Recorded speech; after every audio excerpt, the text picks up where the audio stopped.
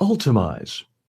If you want to improve your focus immediately, change what is visible in front of you before you start working, not later, not after you get distracted, before you begin.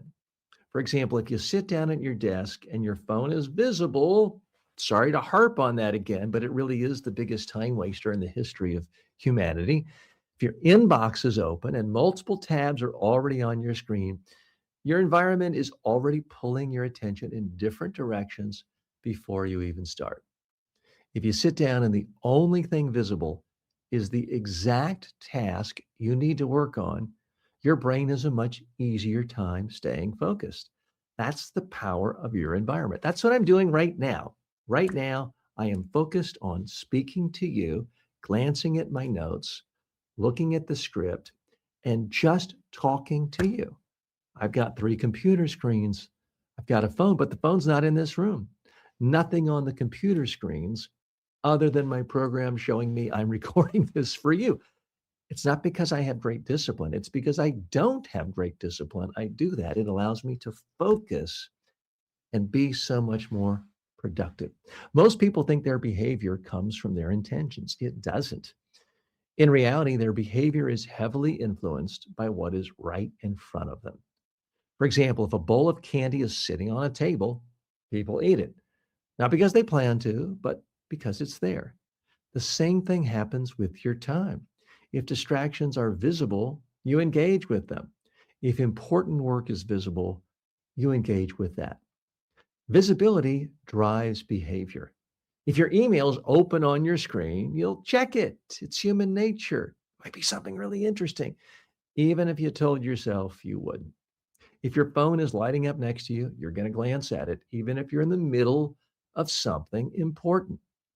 If your work document is buried under other tabs, you delay starting because it's not immediately in front of you.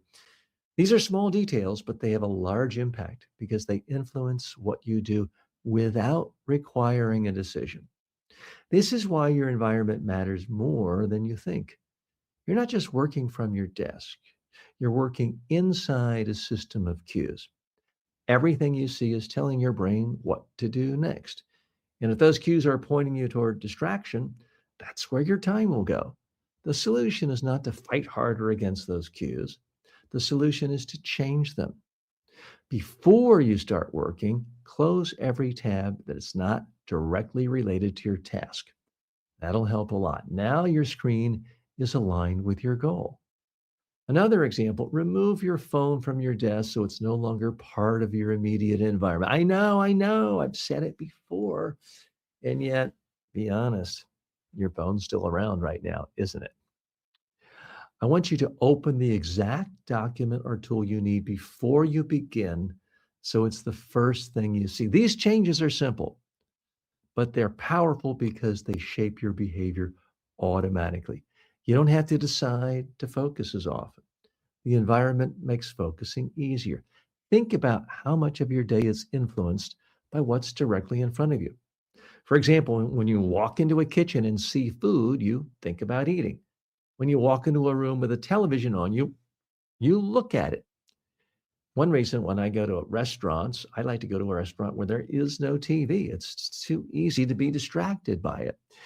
When you sit down at your desk and you see your phone, your inbox, and all these distractions, your attention spreads out.